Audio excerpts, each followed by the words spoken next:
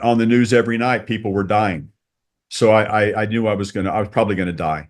Uh, um, and two missionaries knocked on my door, and my eldest son let them into my house, and then worse, brought them up to my deathbed. Can we give you a blessing? And I said, will it get you out of my house? And they said, yes. I said, well, then give me your blessing, then get out of my house. So they gave me a blessing, and I was healed immediately. Um, I don't mean Wow. that I don't mean I got better over the next couple of days. I mean, in that moment, my fever broke, my sweating stopped. I was able to stand up for the first time in days. I believe coincidence is God's way of staying anonymous. Um, I truly don't believe that there's such a thing as coincidence. I believe that it's all part of a plan. And uh, are my anecdotes miracles? I'll let people judge. My in my experience, if you want to believe that my experiences are coincidental and not miracles, nothing I'm going to say is going to make you believe that they are. Mormonism with the Murph, where Latter-day Saint explores church history and the church's truth claims. Hello, everyone. Welcome back to my channel, Mormonism with the Murph, where Latter-day Saint explores the church's history and the church's truth claims. And I'm very excited for today's episode. I'm going to be having an interview, and we're going to be hearing the story and faith journey of Dusty Smith, who was a member of the church, who became an ex-member. He left the church for a while, was quite hostile and had a lot of issues against the church, and had some amazing experiences that brought him back to the church that we're going to dive into. Dusty, thanks for joining me today. Thanks for inviting me.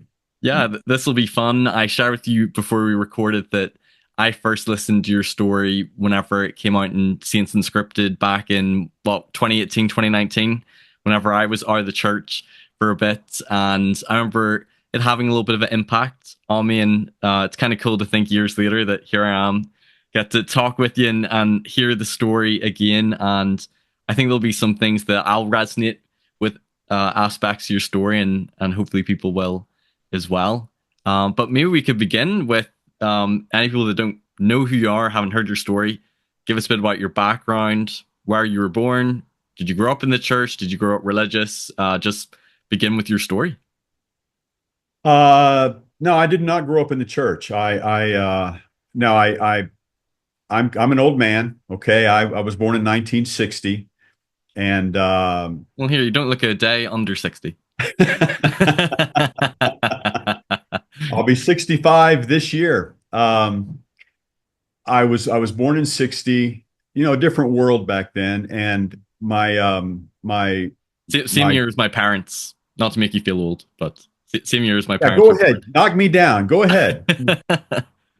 born. The my dad back then was not a nice man when he drank, and he drank quite a bit. And my mother would come in after he would be done, and she would say, "It's not you, it's the alcohol." Um, and I told my mother when I was 5 that I would never drink alcohol, and I never have, because I didn't want to be like that. And he left when I was 5, and I was raised by my mother and my grandparents. Now, my mother was Lutheran, my grandfather was Catholic, and my grandmother was Baptist. So I went to all three churches, and I kind of confused. I never knew if I should stand, sit, kneel, sprinkle, dunk, or pour, um, because they all taught something different using the same book, and that kind of confused me growing up. But they did teach me to love the Lord, and I did. And I went to University of Texas, and in my third year at the University of Texas, I lost a dear friend tragically one day, and I got angry with God. And I thought, if this is how you treat people that love you, I want nothing to do with you. So I stopped going to church, and I stopped praying. I never stopped believing. It's hard to hate somebody you don't believe in. So I was, or to be angry with somebody you don't believe in. So I still believed in God. I just wasn't very happy with God. Um, I graduated from the University of Texas in 1982, and the following year, 83, I went home to visit my mother. Well, I went home to wash clothes because it was free. And while I was washing clothes, I wanted to read a book. So I went to my old bedroom because I wasn't living there at the time. I went to my old bedroom, and my mother had been to Salt Lake City on business. This was in Austin, Texas. And my mother, where I lived, my mother had been to Salt Lake City on business, and somebody had given her a Book of Mormon. So she put it on the bookshelf of my old bedroom. And I had a whole row of Louis L'Amour Westerns. I used to love Louis L'Amour Westerns growing up. And I wanted to read a Louis L'Amour Western while I'm washing my clothes. And as I was kind of thumbing through the Westerns, the Book of Mormon fell off my bookshelf. So I sat down and just opened it up and just happened to open up to Third Nephi. And I began to read, and I was intrigued. It had some ideas in there that I had never heard, that Jesus visited this side of the world and everything. And so I went and got the phone book. And at this point in a fireside, I usually have to explain to the kids what a phone book is because they don't have phone books anymore. But I looked up, and this is where y'all are kind of strange because Catholic has parish, Lutheran has church. It's easy to look that up. But y'all had ward and stake, and I had no idea what to call, but it was lunchtime and I was hungry, so I chose the steak. And a fella answers the phone and he said, I'm never here during the week, but on Sunday I left some things here. I came by to pick them up at lunch. It just happened to be the steak president. And we chatted for a few minutes and he arranged for me to meet with the missionaries at the university ward at the University of Texas. Um, Were and you so disappointed the first time you went to state conference and there was no steak there? I was hoping for a dinner and I baked potato at least, but no. It's strange, Um, like strange lingo, ward and stake. 'Cause sometimes with people, I'll just say, "Oh, our local congregation," but we call it a ward, but it is quite different. oh, it is, and the whole concept it was different. But I went ahead and went. So I was a graduate of University of Texas, but I was still a single, still single. So I went to the university ward to meet with the missionaries, and shortly thereafter, I was baptized. And um, right, I mean, I was a college graduate and I had a job, but immediately people would walk up to me and they would say, "You should be a missionary." And I would say, "No, no. I'm an adult. I have a degree. I have a job." Somebody else would walk up a few weeks later, say the same thing, and I would say, "No, I'm adulting. Please don't bother me. I'm not going to go on a mission. I'm too old. I have a job. And somebody else would walk up, you should go on a mission. And I would say, I am never going on a mission. So anyway, while I was at the MTC, I was I was 24 when I went on my mission, and I felt like I was babysitting at the MTC. They There's were a all bunch of 19 years youngsters. old, running up and down the halls and everything. And when I became a member of the church, a lot of my friends and family turned their backs on me. When I left a job where I was making money to go on a mission where I wasn't going to make any money, The big they thought sacrifice.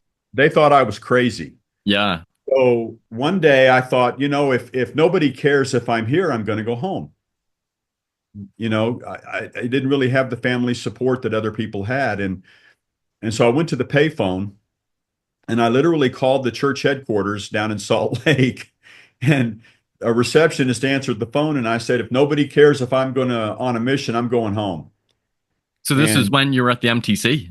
yes, I went to a payphone at the MTC and called the church headquarters and said, "I'm going to go home." And the receptionist said, "Would you hang on a second?" And she did. And I hung on, and a voice came on the phone and said, "Elder, if nobody else cares if you serve a mission, I do. My name is L. Tom Perry." Oh. And so I had a chat with Elder Perry, and he found out that I didn't have, I was the only one in my family who was a member, and he asked me if on my mission I would be his pen pal. So he and I wrote back and forth during my mission. And after my mission, he invited me up to his office in Salt Lake to give him a mission report.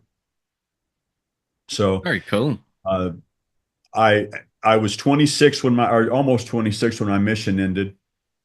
So, see, Uh, before we get back to your mission, I was curious about what was it, because you said you grew up and you're going to some different churches, Catholic Church. Do you say Lutheran or Presbyterian and Lutheran, Catholic, and Baptist? Baptist. So it sounds like you already had this belief in God and in the Bible, I presume, before Yes. met with the missionaries.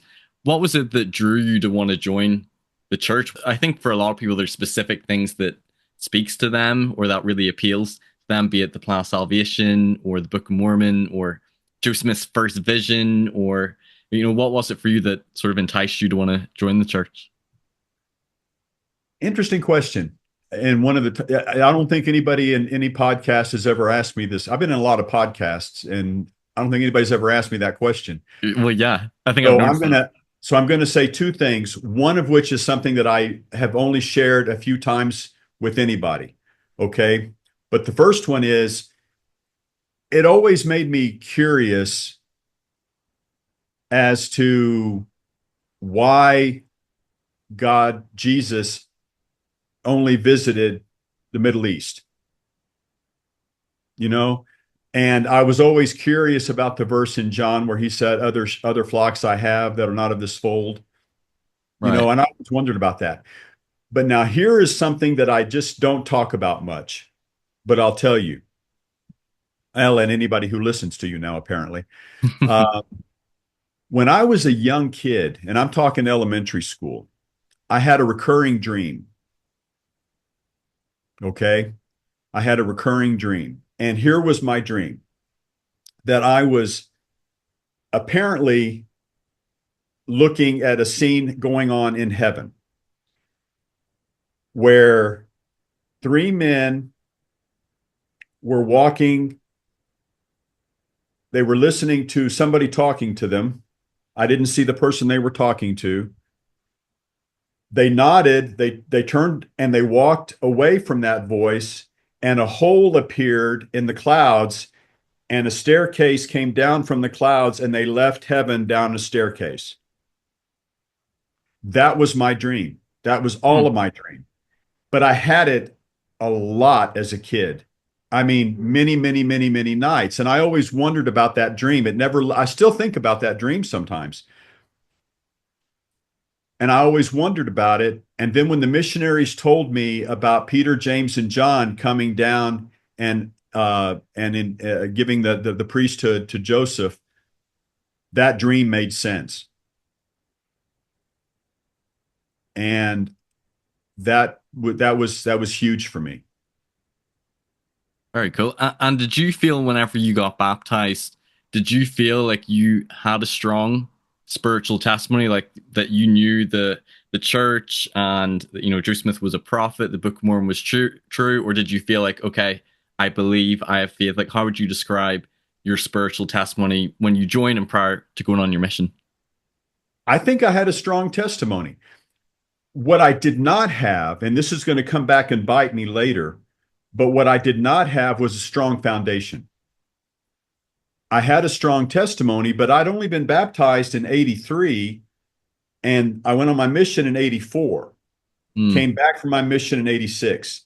So I had a strong testimony when I was baptized. I had a strong testimony to make me quit a job and go on a mission. And I had a strong testimony to serve a mission, but I didn't have any background. I didn't have any foundation. I see. And where did you serve? Was it Honduras? Honduras. Okay. I knew that from listening to previous interviews. What Now, was now, now, here is a funny thing about Honduras. When I turned in my mission papers, I said, Heavenly Father, because I remember I'm a Texan. I was living in Texas. I said, I don't want to stay in the United States. I want to go out of the country, and I want to go Spanish speaking because that'll benefit me in Texas as an adult. And I got Honduras. So I got everything I asked for in my mission call. very fortunate. And how was your mission in Honduras? I What were some of the loved it. best experiences? Any challenging experiences, or did you meet Yes to any all of that. antagonistic, critical people? Yes to all of that. I loved, loved my mission. Okay. And in fact, even when I was in my worst hatred of the church, during that 26 years I was out of the church, when I hated the church with a passion, if anybody asked me what was the best time in your life, I would say when I was a missionary. I totally resonate with you on that as well. I felt the same way even whenever I left the church for about a year, and even when I in my most critical moments, I always had really good experiences both in youth, but I was similar to you. My mission were some of the happiest, most joyful memories, even though at that time I no longer believed in what I was teaching.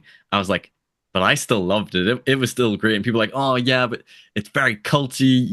You can't speak to your family except for twice a year, and you can't watch movies and music, and you're stuck with a companion. You're knocking doors all day. I'm like, yeah, but I still loved it. It was still a great experience, even whenever I I no longer agree. believed. Now I served in 84 and it was really strict in 84.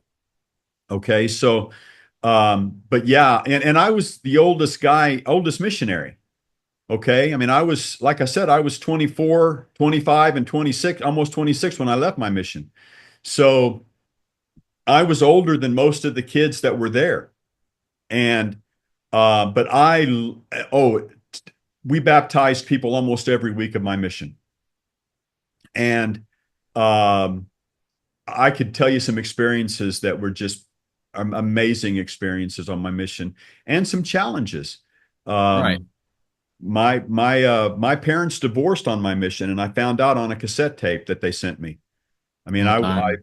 mean that came out of nowhere. When I left, they were together and they were gone. They were apart while I was on my mission. So I mean, I had some challenges. My my fiance married somebody else, and my parents divorced, and I had some health issues on my mission. Um, had my first kidney stone on my mission. So, so yeah, I had some challenges, but I had some amazing experiences. I just dearly love my mission. That's really cool. So you felt that you had strong spiritual experiences. So did you feel when you came home from your mission that your testimony was even stronger than before you left, and you felt pretty sure that you knew it was all true? Oh, I knew it was all true. Yeah. Again, I had a strong testimony, but no foundation.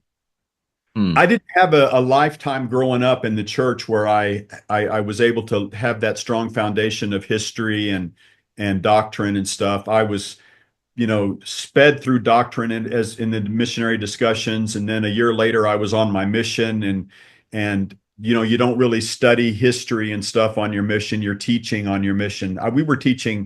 We called them platicas in Honduras, and we were teaching 20, 30, 40 of those a week. So, you didn't have time to really immerse yourself in the history and doctrine of the church. You're just teaching what they told you to teach after listening to what they told you to hear. Right. So, I mean, I didn't have a strong foundation in the church, just a testimony. And did you meet any antagonistic or critical people, or anyone that's seen anti-Mormon that bashed with you on your mission? And did that trigger you to sort of search and research when you got back? Not really. I mean, Honduras, we're in Honduras. There weren't a lot of anti anybody in Honduras. Honduras is a very humble people. I mean, Hondurans are very humble people. They're very loving, very giving, very humble, um, very Catholic. You Right. know, we almost everybody that we baptized had originally been Catholic. So nobody really. I met some Baha'i on my mission, which I never heard of before. And I did some research into the Baha'i just so I could learn about it. And it's fascinating to me, but didn't really encounter any anti-church people in Honduras. Right. I was kind of the same on my mission as well. I maybe met a couple of people that were antagonistic, but I wouldn't have said well versed in, critical information or controversial church history. But you can meet some people that have maybe hostile attitudes. One one advantage that I had as a missionary than the other missionaries had, most, and this is, I'm not going to say everybody because that's not true, but most members don't know the scriptures very well. And if they know the scriptures, it's the Book of Mormon and Doctrine and Covenants that they know the best. They don't really know the Bible. Mm, And when you're teaching people that only have had the Bible, it's hard to convince them with the Book of Mormon until you get past the fact that they know the Bible. And one thing that I had in my to my benefit was I knew the Bible. I literally had scholarships to two Lutheran colleges to become a minister at one point. That was one of the things I wanted to do when I was a kid, was a minister. And I had scholarship. I turned them down, but I had scholarships to Lutheran colleges to become a minister. I knew my Bible. And so when Catholics would debate with us, I had answers because I knew the Bible. Whereas most members did not know the Bible, especially that age, did not know the Bible very well. right. Okay. Well, that's good having that advantage and that experience of the Bible as well, and that perspective of going to other churches and being raised Catholic as well. You can maybe relate more with those people as well. Exactly. Okay, so why don't we talk about when you got home from your mission, what happened next, and then talk us through what led up to having issues and doubts causing a faith crisis, leading you to leave the church. Now remember when I got off my mission, I was already a college graduate. So You were 26 years old when you came I back. You was already just about graduated. 26. I left my mission in 86, and so I was almost 26 when I left my mission. I was already a college graduate. So whereas most members, when they got off, male members anyway, when they got off their mission, they went back to college because they left college to go on their mission. I was already a graduate. So when I was in junior high school, I read the book To Kill a Mockingbird. And it made me want to be an attorney. I wanted to be Atticus Finch. And so when I got out of my mission, literally flew back to the States, and I found out there was an LSAT test to become an attorney. You got to take that test to qualify to go to law school. Um, I went and took the test. I had not studied for it. I haven't prepared for it. I literally left my mission and went and took the test, flew to Austin, Texas, and took the LSAT without any study, without any prep, and I passed it. I did well enough to get offers to go to law school, and I chose to go to law school in Michigan. It was a law school, Thomas Cooley Law School, because it was the only law school that I could find that would let me work full time and go to law school full time. Most law schools won't let you work, and I needed to work to make a living while I was in law school.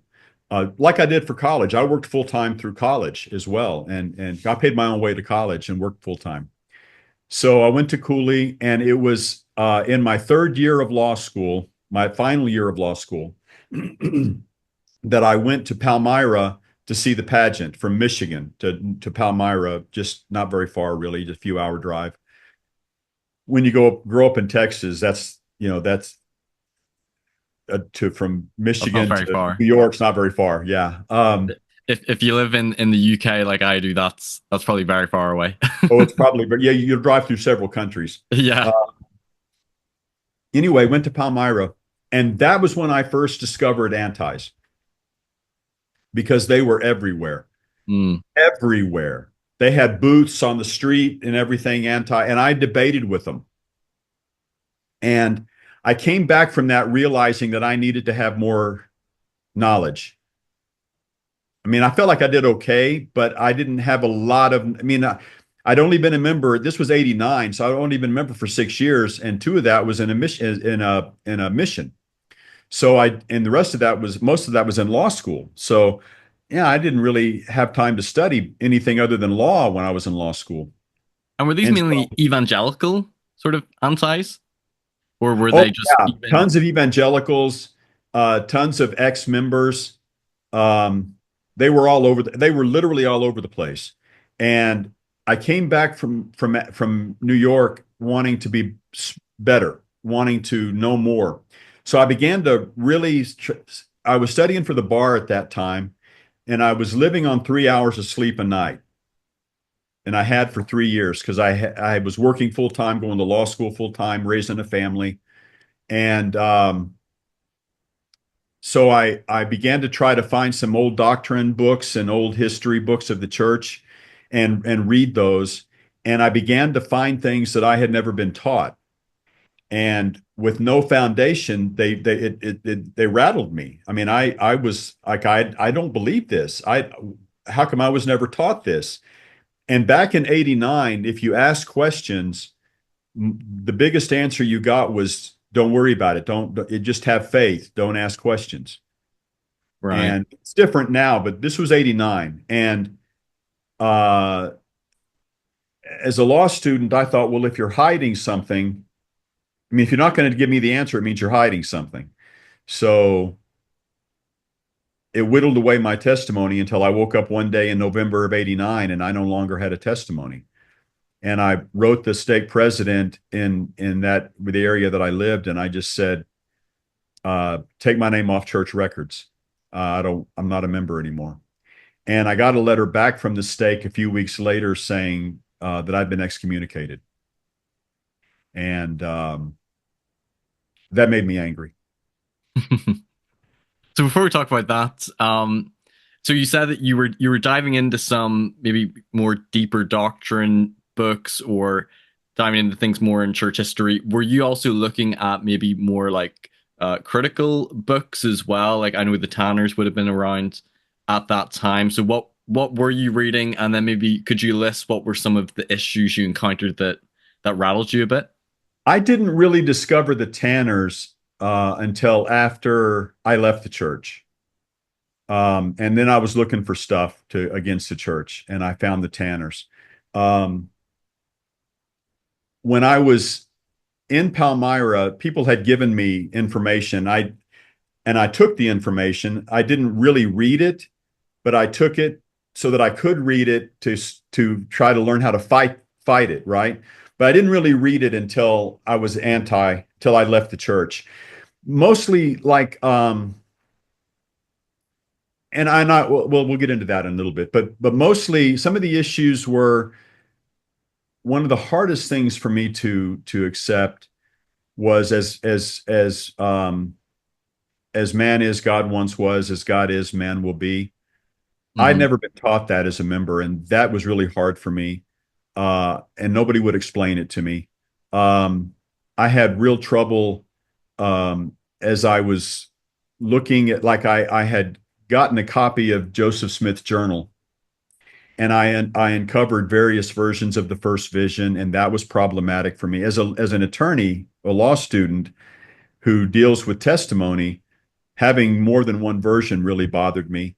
Um, those are two of the biggest issues, I think. There were others as well, but those were two of the biggest issues.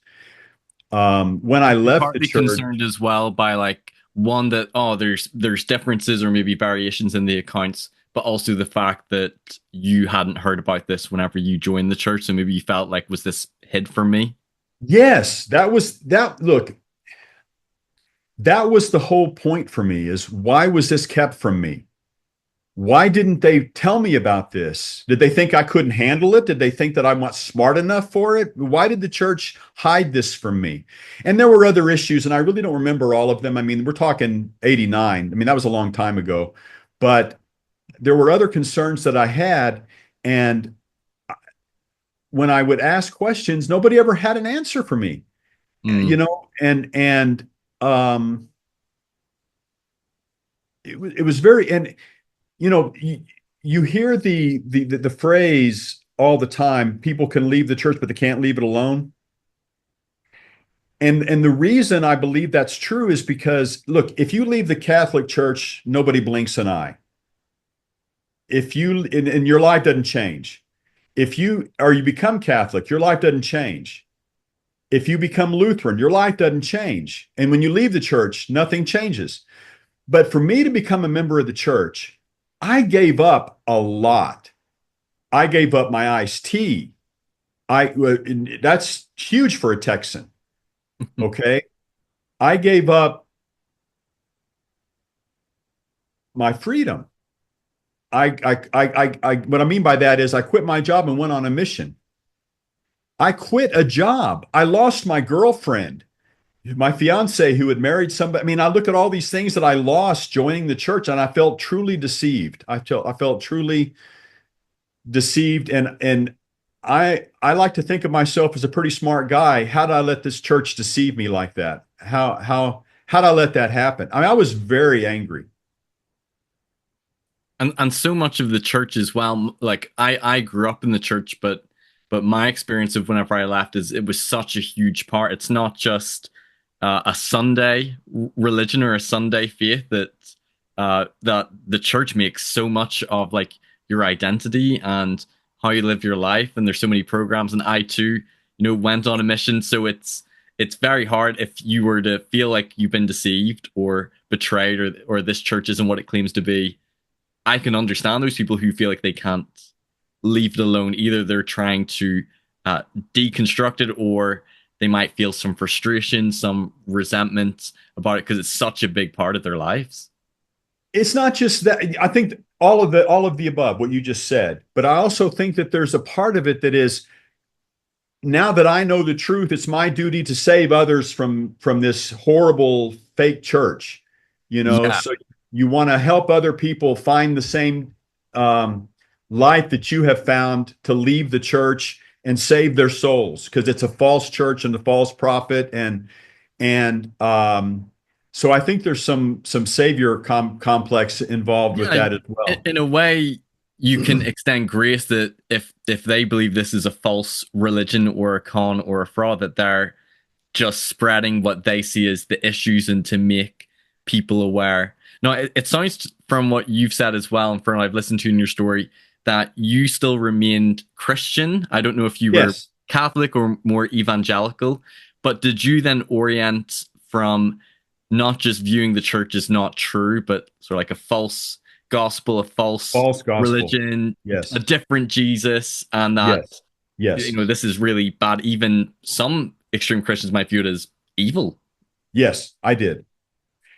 And what I would tell people is about the church, because they were good people in the church. Don't get me wrong. Okay. They weren't evil people, they were good people following an evil church.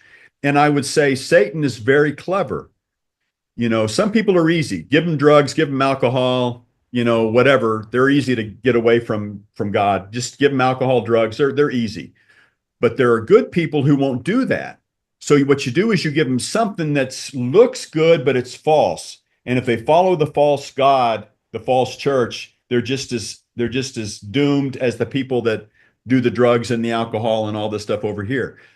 I would Um, often hear Christians say, Satan can transform or masquerade himself as an angel of light.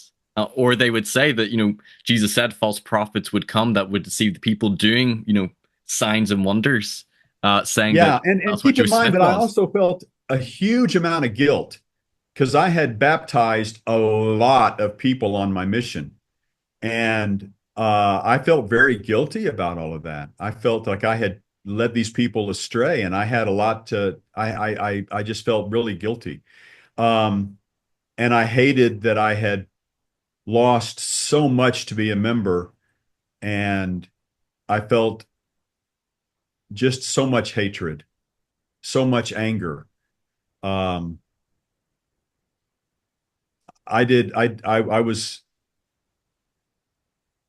Yeah, I was bad. And I think it's helpful for people to hear what you were feeling and experiencing, because I remember, maybe as a missionary, or a lot of members might feel like, well, why the people who leave the church, or certain evangelicals, why are they so critical? Why are they bashing? Don't they have anything better to do? And it's important to hear what is maybe going through their head or their perspective as well, even if you disagree with that, to understand, oh, okay, this is why they're doing that. That's where they're coming from. Yeah. And yes, I still believed in God. I went to a Baptist church for a while, but then I became Catholic in 2002. And when I went to visit my grandfather right the week before he died, and he was not well. And I asked him, um, is there any regrets you have in your life? You've been alive for 93 years. Is there any regrets you have? And he said his biggest regret was that none of his children or grandchildren had followed him into the Catholic faith. So I went home and became Catholic. My grandfather was my hero. You know, I didn't have a dad growing up, so my grandfather was my hero. Hmm. Um, and when he said that, I went home and became Catholic in 2002, the year he died. Very good. No, I've got a question because um, some patterns with your story. Whenever I left church, I was very influenced by, common critics you would see online, like Mormon stories. I read through like Mormon Think Dan Vogel, but I also listened to a lot of like Sandra Tanner, Grant Palmer, and other evangelical critics. So I actually went down um, a Christianity route as well, and still held to belief in God and in Jesus. Whenever I left, I just thought like, okay, all this Mormonism stuff is made up. But my question for you is, did you feel during this time when you were still believing in God, still going to churches, a little bit of confusion or resentment about like, or feeling a little bit misled by God for you No, joining the church? no, You didn't? Okay. no, no, because look, God gives us free will. He didn't make me join the church. That was my choice. Okay. Could he have stopped me? Sure. But he's got a plan. And the plan will come clear later, but he's got a plan. He could have stopped me, but he let me make my own decisions and grow my own way. And I never blamed God for me becoming a member of the church. I never, and he gave me the best 2 years of my life. I mean, I loved being a missionary. So um, uh, no, I was never angry at God. Um, I thanked him for bringing me out of the church, but I was never angry that he let me become a member. No. And no And confusion over and I will tell you spiritual that experiences. that during those 26 years that I was hateful to the church, I still would read my missionary journal. And I have it right over there on my bookshelf. I mean, I still read my missionary journal all the time. I love being a missionary. Well, so before we get to things that you start to cause you a bit of a pull and experiences that you feel start to bring you back, in that time away when you felt some anger or hostility towards the church, and it seems in your mind you're, pretty 100% sure it's not what it claims to be, were there ever moments or times where things would pop into your heart, or like certain experiences? 'Cause I remember whenever I first left and I felt quite sure it wasn't true, I would still sometimes think about certain experiences I had in the church or on my mission, and they're maybe the only thing that caused maybe a little bit of distance. Did you have any moments like Oh, that, or sure. did yeah? The whole 26 years, I felt a pull to come back to the church. But I always figured it was not the pull to come back to the church, it was the good memories of my mission. I always said I'm not being pulled back. I'm just having good memories because I again loved my mission. So, um, but I felt the pull for 26 years. I just ignored it, thinking that it was just mainly me thinking about good memories. Mm-hmm. Okay, so maybe we could talk about, so the 26 years that you're out, you still believe in God. Why don't you talk next about in your story, what are some of the experiences that you feel leads you back to the church? It probably well when I joined a Mormon discussion group called "What Do Mormons Really Believe" on the internet, and met a guy named Mike, and he and I used to have these really knockdown, drag out debates. Um, Was this like he the early 2000s? yeah, 99-ish, yeah. 99. Okay. Um, he and I would have these debates. He was a very true blue member, and he began to put my name in the temple every week, and he did that for 20 years. Um, that's probably one of the things that started was, and I would get angry at him putting my name in his temple. I would tell him not to do that, and but he did it every week for 20 years. The next thing probably that was a that started the seeds growing was in 2009. I had to go down to the border. I'm an attorney, and I had to go down to the border uh, in Laredo, Texas, um, to do a deposition. And I came back from that border trip with a souvenir, the swine flu. Oh And dear. I got incredibly ill. Um, People were dying from the swine flu. Now we'll never know how many because we weren't counting everything like we did COVID. Um, but no doctor would see me. I was in bed. I was really, really, really, really sick, and assumed I was going to die because there was no cure, and I wasn't getting help. No doctor would see me, and two missionaries knocked on my door. And what were the symptoms? Is it like It high was a fever? very, very hard flu. It was much like COVID, much like the flu. Only the swine flu was very, very hard flu. I Right. mean, I've never been that sick. Other than cancer, I've never been that sick. Um, and I really thought that I wasn't going to. I couldn't get out of bed. I was bedridden. I was really, really sick, and I couldn't. There was no cure Right. back then. And on the news every night, people were dying. So I knew I was probably gonna die. Uh, um, and two missionaries knocked on my door, and my eldest son let them into my house, and then worse, brought them up to my deathbed. And I jokingly say in my firesides that I had, I've disinherited my oldest boy for doing that. But one of the missionaries looked at me and he said, "You're sick." And I remember thinking to myself, "Boy, the spirit is really strong in that one." Um, and they said, "Can we give you a blessing?" And I said, "Will it get you out of my house?" And they said, "Yes." I said, "Well, then give me your blessing, then get out of my house." So they gave me a blessing, and I was healed immediately. Um, I don't mean Wow. that I don't mean I got better over the next couple of days. I mean, in that moment, my fever broke, my sweating stopped. I was able to stand up for the first time in days. And I promptly walked them downstairs to the front door, asked them to leave, and never come back. Well, you're true to your word. That The was how blessing much I get out. hated the church.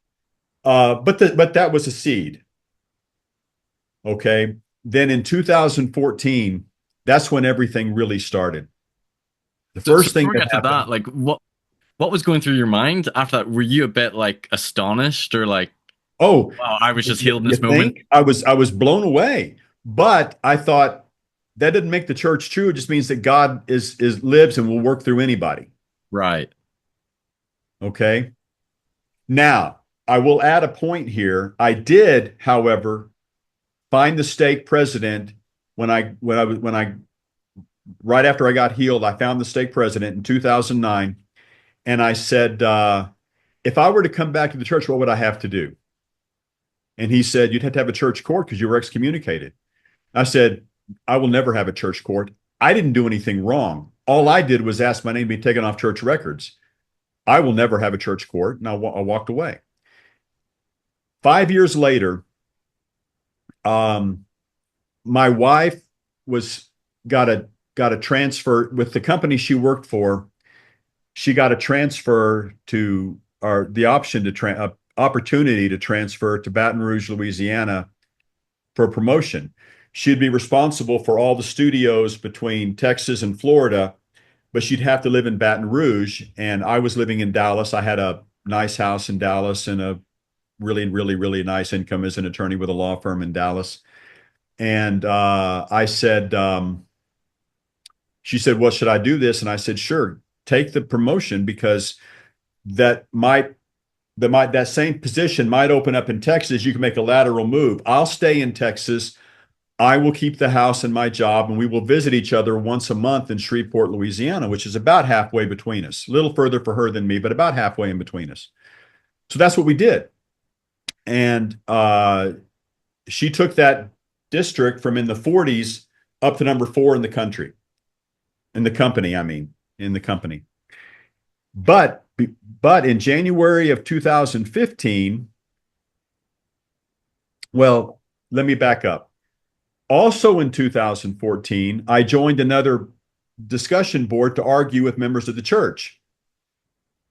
And I joined as a guy named, my screen name was Country Boy. And this girl began to message me, a member of the church, and she said, I feel very drawn to you. Can we talk? And I said, sure. I said, however, I must advise you that I'm married. And she wrote back, her name was Garden Girl. She wrote back to Country Boy and she said, get over yourself. I'm 75 years old. Um, but we talked on the phone one day. I still didn't know her name. She was Garden Girl, and I was still only Country Boy. We talked on the phone one day, and she asked me if I had any members of my family in the church. And I said, I don't. Then I said, you know what? Back in the 80s, when I was a member, I heard of somebody who was a mucky muck in the church. And if he's still alive, I do, but I don't know him. And his name is Dean Jesse. And if you don't know the name Dean Jesse, he is the series of books, the Joseph Smith Papers, is his baby. He is the church historian emeritus. Mm-hmm. And she said, Dean Jesse's your cousin? And I said, yep. And she goes, Dean Jesse's my cousin. So it turns out this woman who was drawn to me is a cousin I never knew existed on my grandmother's side. So anyway, in January of 2015, Susan is my wife is told that they're going to close her district and she'll be getting her severance paperwork. So she said, what do I do? I said, come on back to Dallas and we'll figure it out. But the next day, the vice president of the company called her and said, don't sign any severance paperwork. There's a position, the same position is open in Baltimore. Stay in Baton Rouge. It's a 2-week vetting process, but if you get that position in Baltimore, we'll just move you from Baton Rouge to Baltimore. So I said, do it. I won't visit you every month in Baltimore, maybe every 3 months, but take the position. So I called my friend Mike, the one that was a member that put my name in the church, in the temple every week. I called Mike and I said, because we were friends by then, and I said, Mike, do me a favor and pray that Susan gets this position in Baltimore. And he said, I'll do that. And I said, however, if God really wants me to come back to the church, he will send Susan to Utah. Now, I felt very comfortable saying that because there weren't any openings in Utah that day. The very next day, the person in Utah retired and Susan's paperwork was transferred from Baltimore to Salt Lake, and she was hired without the 2-week vetting. Wow. So I called Mike and I said, you're not going to believe this, Mike, but Susan's moving to Salt Lake. And he said, well, you know what you told God? I said, man, I was just kidding. And he said, God wasn't. So that's the night I hit my knees. And I said, okay, God, if this is what you want, fine. But for 26 years, I've had questions and no one's been able to answer them. I need answers. And over the next few weeks, I'd wake up with a new answer that I'd never heard before. And until March 2015, I woke up one day and I had my testimony back. And I called Mike and I bore my testimony, and Mike wept. And so this was the same Mike that you were on a previous discussion board having sort of some bashes, or you're terrible debating with each other. debates. Oh, absolutely terrible debates. And in the 25 years you were out, because I believe 26. 26, sorry, 26 years. I believe farms probably would have been around at that time. Had you engaged much with like scholarly apologetics at all, or did you just not find them convincing to you? Yes, and yes. I did look at some apologetics, and I asked members of that when I was arguing with their apology, and their answers didn't make any sense to me. And it didn't meet the logic test um, at all. I needed my own answers and I got them. But a couple of weeks after I got my testimony back, I came to Salt Lake to visit Susan for our anniversary. Hmm. I had a 3 day week. It was Easter weekend, and my firm had Good Friday off, so it was a 3 day weekend, and it was our anniversary. Susan and I got married on April Fool's Day, so we thought that was appropriate. So it was April 1st, and I've had 6 knee surgeries. I can't run anymore, but I walk every day 5 miles. And I was doing my walk in Salt Lake, and the Lord said, "This is home now." And I said, "No, it's not. I've got a really nice job in Dallas and I have a home." And he said, "This is home now." And I said, "No, it's not. I have a really good job, and you might have seen my home in Dallas. It's on Willamette, God." And he said, "This is home now." I said, "Susan doesn't want to move here forever, live here forever. We have a plan that she'll come back to Texas when the position opens in Texas." Well, I get back to the apartment Susan's renting, and I said, "What do you think about Utah, Suze?" And she said, "I've been wondering how to bring it up to you. I don't want to leave." So I said, "Okay." So I went back to Dallas and I called a realtor to see about selling the house. Now, I loved my house, but it was built in 1929 and had a lot of foundational issues and other issues. I mean, it's an old house. It's almost 100 years old at this point. Um, and the realtor said, "You'll never sell it." And I said, "Well, I'll just fix it up." She goes, "You won't be able to afford to fix it up. And if you could, you'll never get that money back. You'll never get what the house is worth." So I called Suze and I told her we probably just rent it, maybe. So I get rebaptized. The week after I get rebaptized, a fellow knocks on my door, says, "I want to buy your house." I said, "My house isn't for sale." He said, "I don't care. I want to buy it." And I said, "I can't afford to fix it up to sell it to you." He said, "Nope, I want to buy it as is." I said, "How much?" He told me, and it was more than the house was worth. So I called Suze, and Sue says, "Man, when God wants you someplace, he really wants you someplace." About a year, a little addendum to that, about a year later, I get a call from Texas when I was living in the apartment in Salt Lake, and I get a call from Texas, and somebody says, "I want to buy your house in Dallas." I said, "I've already sold it." He said, "Are you sure?" I said, "Pretty sure I was there." He said, "Did you already get the money?" I said, "And spent it." And he said, "Hang on." He was shuffling some papers. He goes, "Huh, the guy who bought your house disappeared. That house is abandoned and in foreclosure.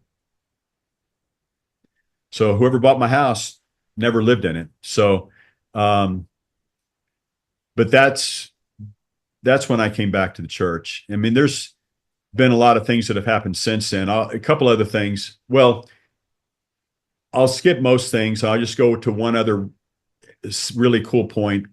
In Oh, we don't want you to 2007. skip too much of the story. we like we, Well, we because I figure we you're want going the to have juicy some details. questions.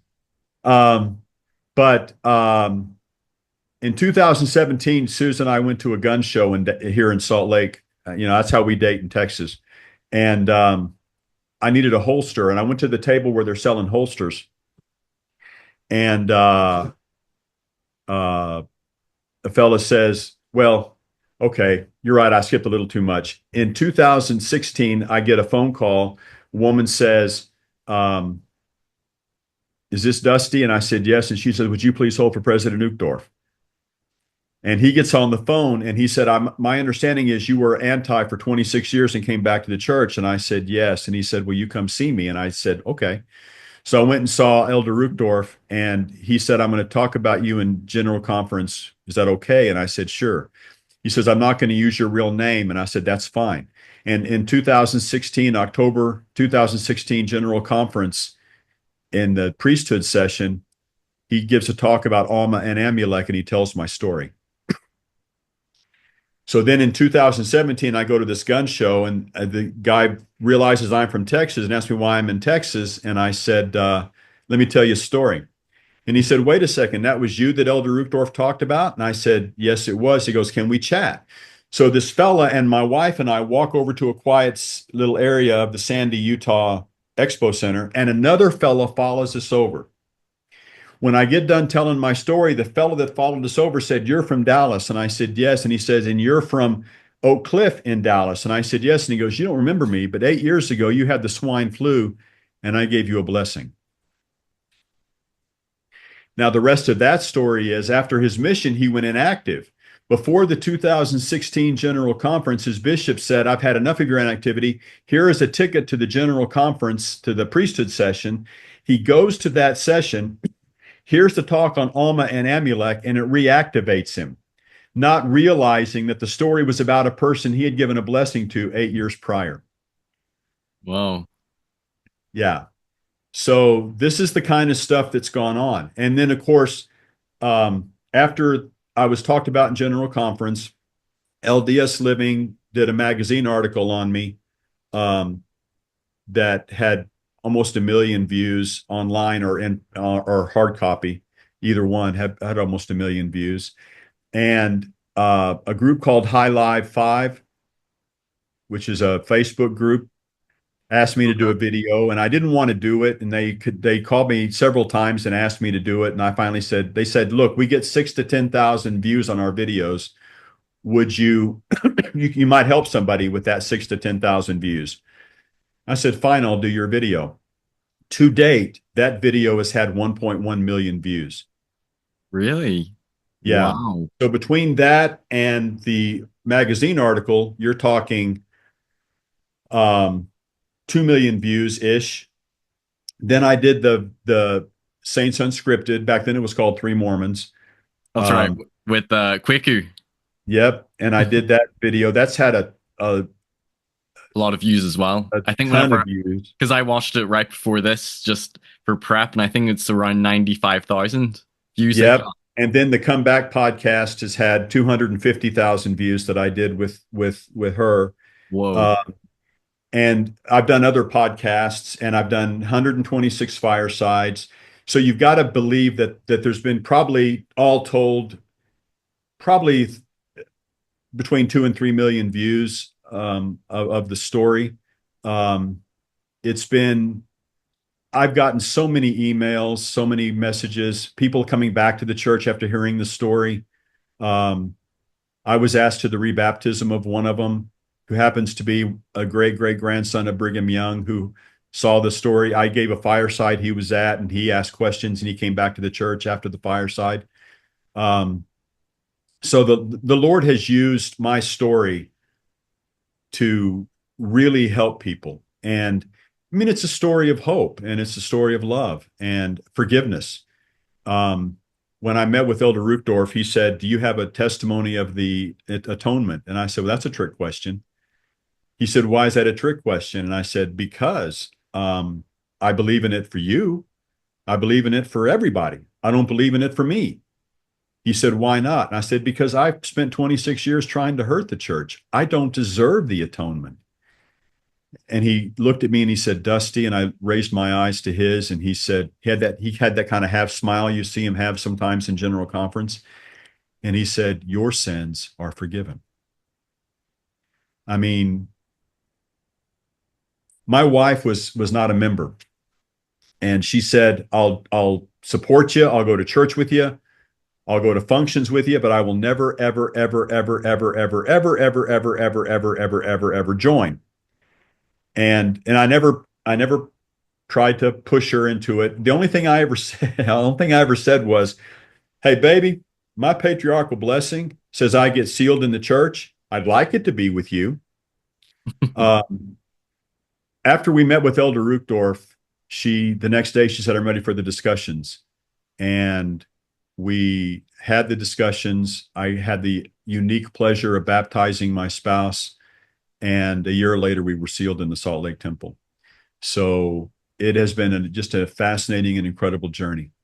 Um, One little thing that I don't really talk about much, and I mention it, but I don't really talk about it too much. I think I mentioned it on the Comeback podcast, but um, I'm a disabled veteran. So I get my when I was in Dallas, I was at the Dallas VA, and the Dallas VA is one of the was back then one of the I don't know what it is now, but back then it was one of the worst VAs in the system. So God convinces me to move to Salt Lake in 2022. The first week of January, I had a lump in my throat, and I went to the doctor, and they did a scan.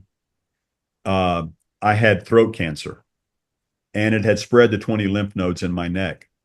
And the VA in Salt Lake is literally almost across the street from the Huntsman, which is one of the finest cancer centers in the world.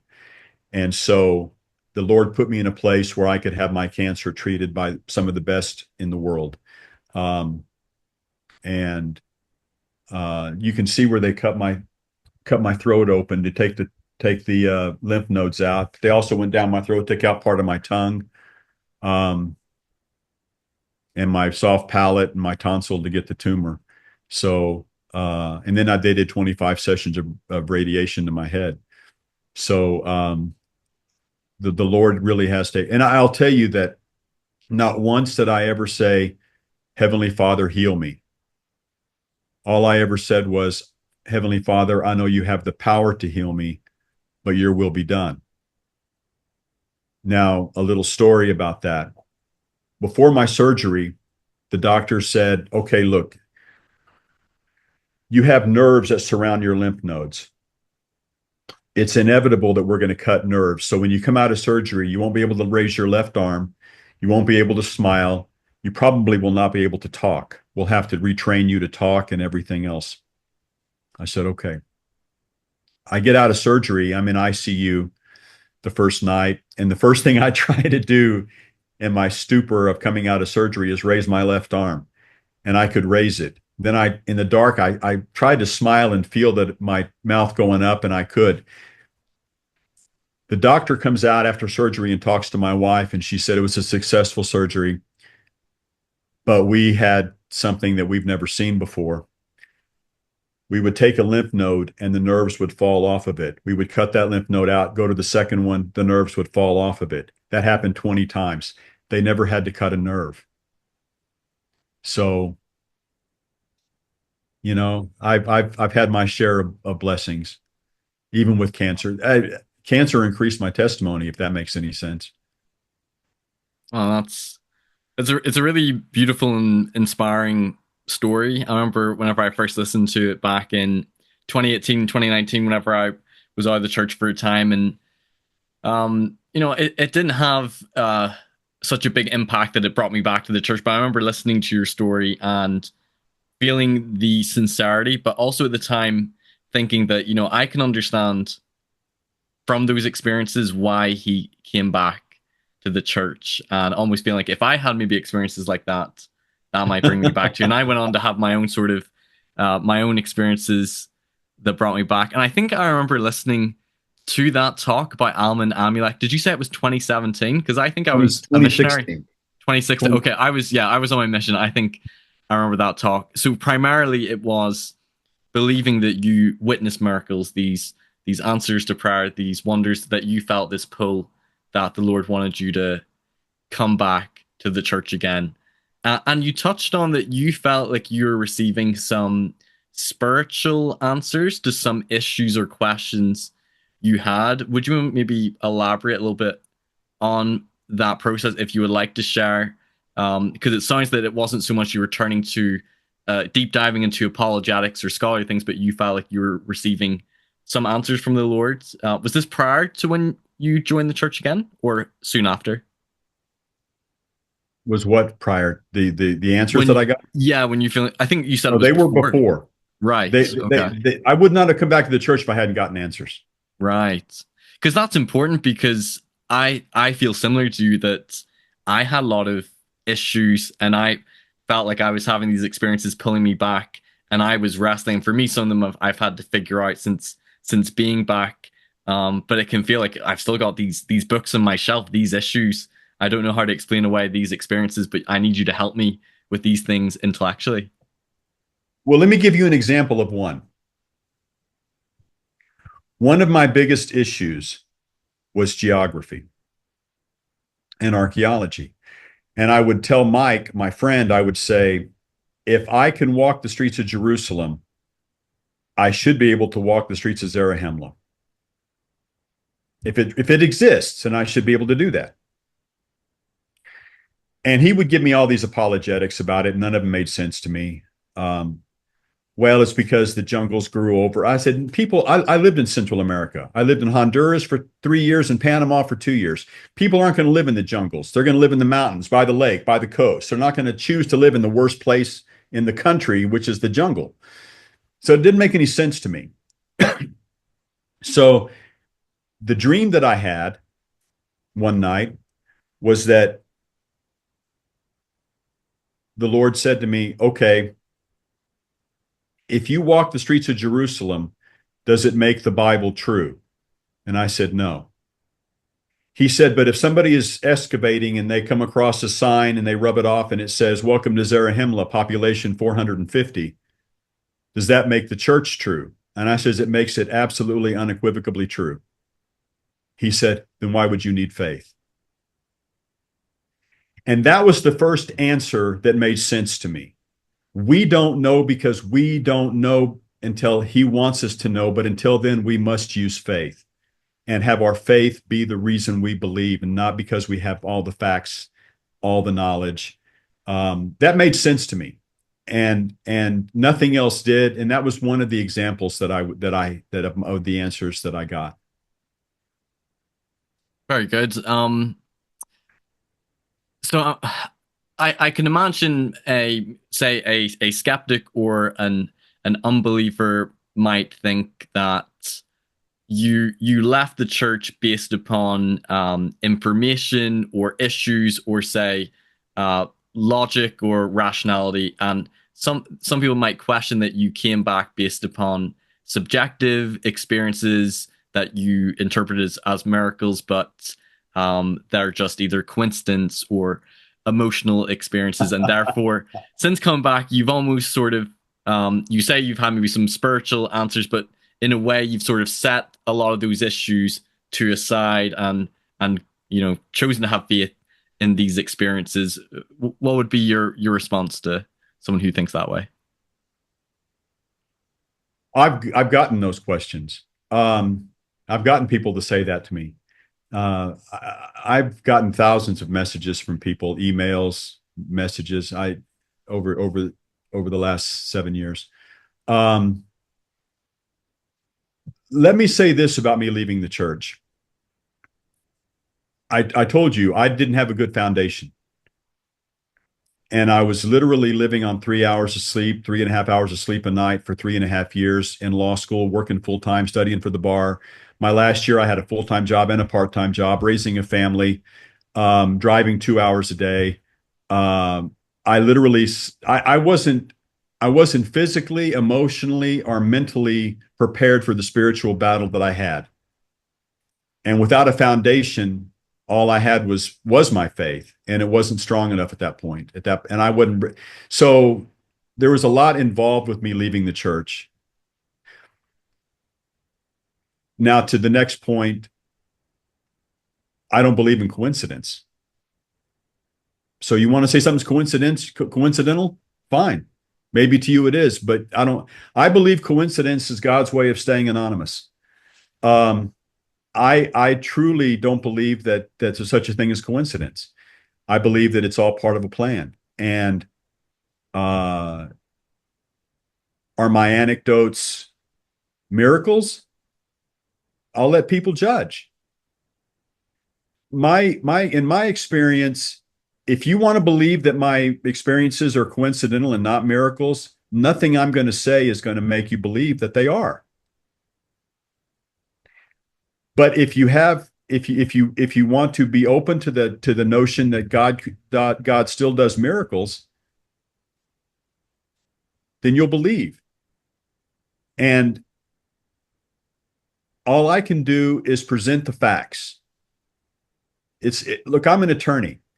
It's the same thing when I'm in a trial. I will present to the jury the facts as I see them. Okay, I'll present the facts. Now, obviously, there's two sides in every case, and so it's the facts that I present. The jury, and then the jury is free to choose to accept my story or the other side's story as what they're going to go with. I presented the facts. If somebody wants to disbelieve them and say, oh, these miracles never really happened, or these miracles are just weird coincidences, weird things that happen that could happen to anybody, you want to believe that, believe it. All I can do is say they happened, they're true, and that they came from God. I know that. I can't. You can't explain some of these things away.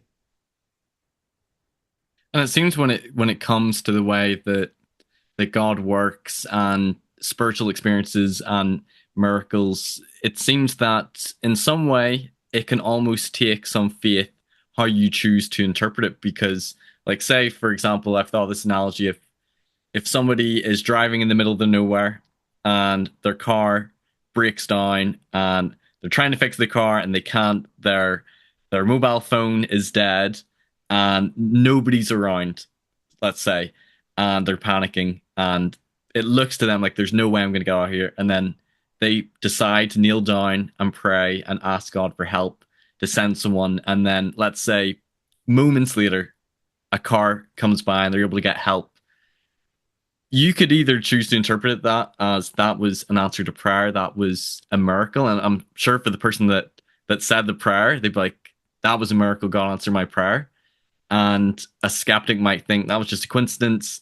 If you hadn't prayed, the car would have came anyway and helped you. And there's no way that you can scientifically go back to test it. And in a way, you have to decide, do I believe that was a miracle or not? And it seems that God may give evidence or reasons to believe, but not enough to almost like intellectually coerce or force everyone to believe. And kind of like what we were saying when it came to archaeological evidence for the Book of Mormon, Right. Where's I've your done a lot faith? of research into the Book of Mormon, and I've seen some plausible, interesting evidence. Things in the old world, some chiasmus in the Book of Mormon, but not enough to that compels you to believe. I like the point you made about us knowing where Jerusalem is doesn't convince you, doesn't mean that all the miracles in the Bible are true or Jesus is divine. I remember being with the missionaries and they were teaching a guy, and that was one of his issues: is we don't have uh, definitive archaeological evidence for the Book of Mormon, but we have it for the Bible. So I know the Bible's true. And I'm like, your belief in Jesus Christ isn't based upon archaeological evidence. Like Paul said, no man can say they know Jesus is the Christ, but by the Holy Ghost. Like the things of God can only be known by the Spirit of God. But if we did have that definitive archaeological evidence that proved to the world, then everyone would be kind of intellectually compelled to Well, believe in the Book of Mormon. if God had come down and said, okay, I'm going to do this, this, this, this, I'm going to do this with your surgery and this with blah, blah. Okay, yeah, kind of hard to say, well, that wasn't a miracle.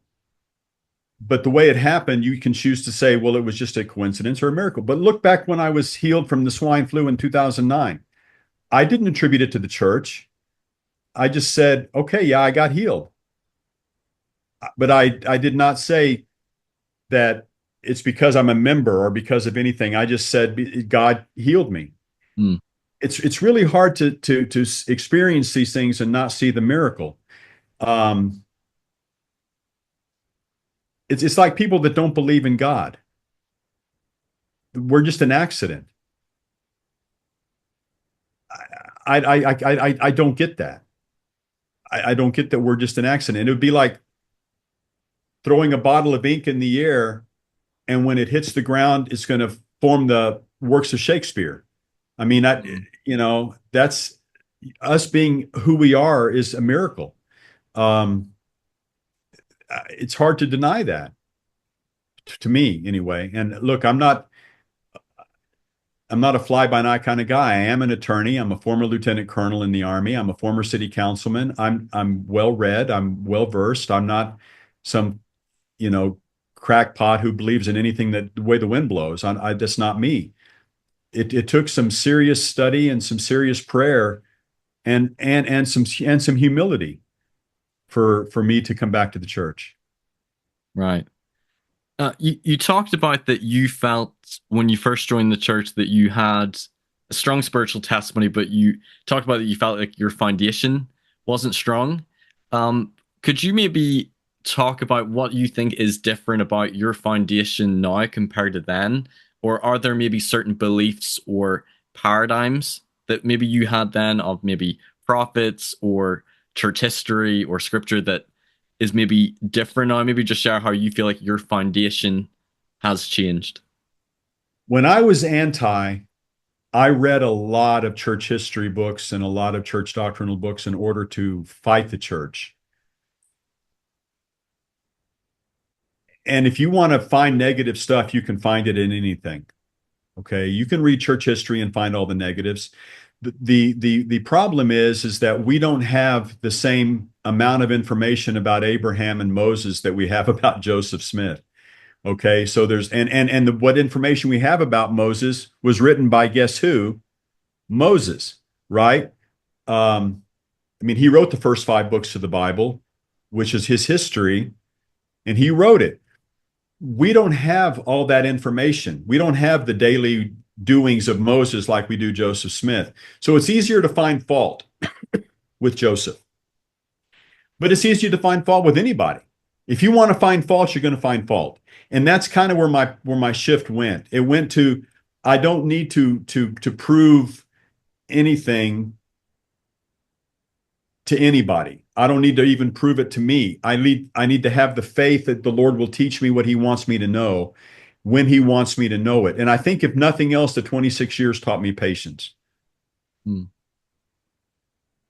What there's some people who leave the church who go through a faith crisis, and it seems that from your experience, I think from mine, we can relate and almost maybe empathize and understand, but they can feel that frustration, that anger towards the church. There's some who maybe feel like, oh, everything's bad about it and I want to tear it down, but they feel that anger and frustration, that resentment, maybe betrayal.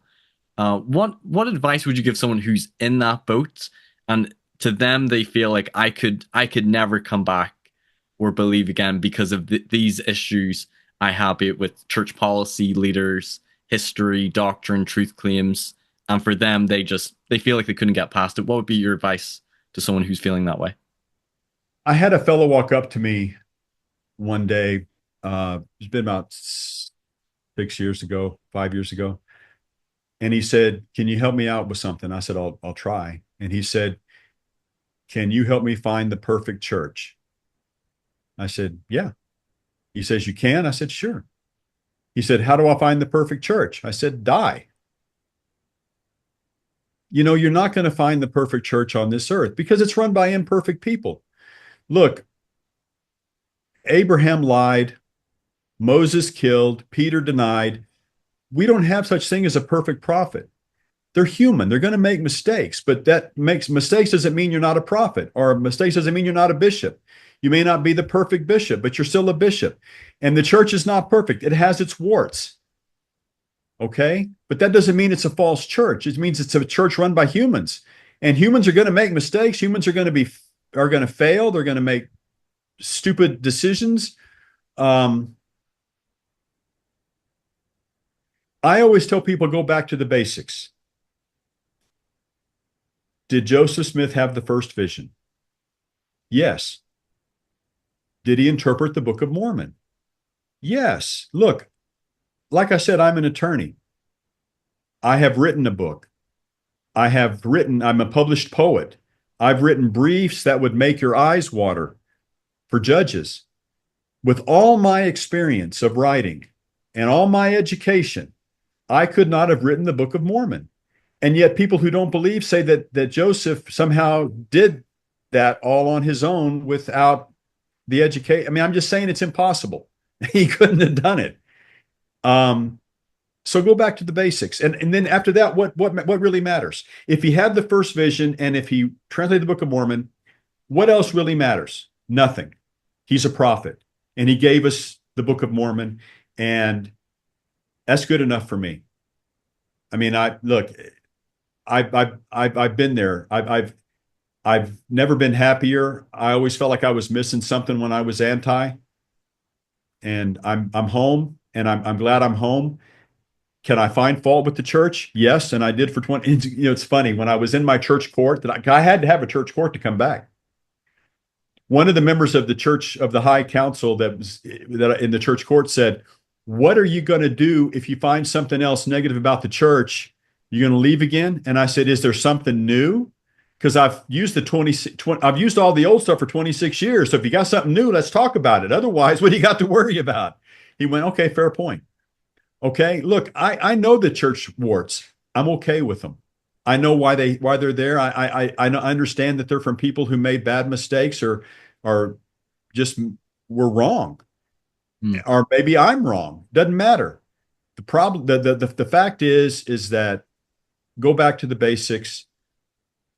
We're not tasked to find the true the perfect church. We're tasked to find the true church that has the keys, that has the gospel, that has the prophet, that has eternal marriage, that has the atonement, and we're in that church.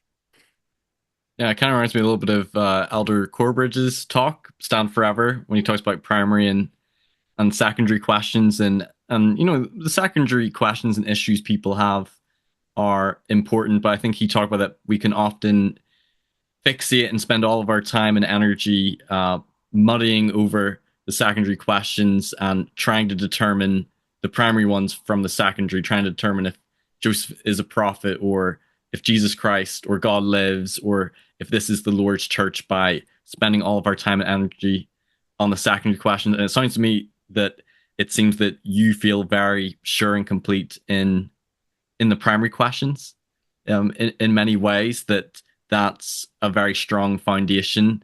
And with the secondary ones, you feel that you find maybe some answer to some of them, and then some maybe don't concern you as much. They almost pale in significance because of the experiences and the foundation you have in the primary ones. Well, it's like eating steak. I know all the good things about steak, but there are negatives. Now, I could dwell on the negatives of eating steak, but why? I like steak. Okay, so our chocolate's the same way. But let me tell you another fallacy that we do as humans. We tend to judge people in the 1800s using our 2025 moral goggles. And you can't, it's not fair. You can't do that. Or we'll judge people that lived in Book of Mormon times or the biblical times and judge them based on our 2025 moral goggles. And you can't do that. Different cultures, different worlds, different times. It's not fair to do that, and it's not right to do that, and it will lead you down rabbit trails trying to do that. So um, just trusting that the Lord's got this, and people change, things evolve as we have more and more knowledge. But it doesn't change the basic fact that the church is true.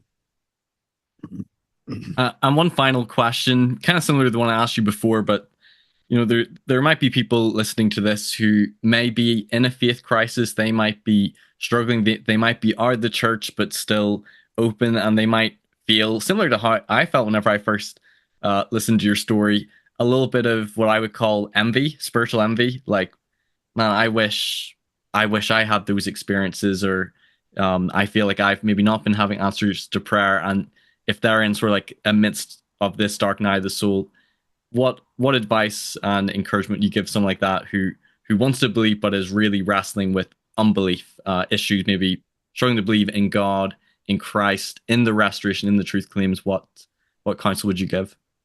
Well, number one, recognize the miracles because they're happening to everybody. Okay, now sometimes he parts the waters. Okay, but usually he just whispers, and you have to recognize those whispers. You got to recognize those miracles. Um, the fact that you're here today is pretty much a miracle. If you think what had to happen through 12 generations of people just to get to you, that had to meet each other at the right time, that they didn't die from 12 generations ago, they didn't die from plague or war or sickness or famine or whatever. They met at the right time, had children at the right time, and everything had to be perfect. 12 generations of people just for you to be here today. That's a miracle. how you met your spouse, to be at the right place at the right time to meet that person and fall in love with them. That's a miracle. The birth of a child, watch that and tell me that's not a miracle. Miracles happen every day, everywhere. The difference is I recognize them because I don't believe in coincidence. Okay. Well, Dusty, I've really enjoyed this time getting to know you and to talk about your story and for everything that you've shared as well. I'll put in some links where people can check out some of your other interviews as well. And for people who've been And watching, I will say one other thing. If anybody ever wants to chat with me, you can let them know how to do that. Okay, I'll chat with anybody if they're open to chatting with me. If they have sure. questions, they can get with you and ask you. Ashley with the Comeback Podcast is real good about that. People have asked her for my email or my how to get a hold of me, and she provides it to them. I had two people from her podcast this week that contacted me that had questions and wanted to hear my answers. So I'm not saying that my answers are perfect, but my answers are mine, and I'll do the best I can. And I try to help anybody who I have 26 years to make up for. I'll help anybody. I'll try to help anybody that I can. And it's important to hear, I think, the stories of people who have these sort of miracle stories or faith promoting stories of leaving the church and coming back as well, because often we can hear a lot of those people who go through a faith crisis and leave, and it's also important to recognize that if you know people who have that's happened to, or you have friends or family, that may not be the end of their story, like Dusty here, who knows what could happen in the future, and give that person hope as well as the person who's left as well.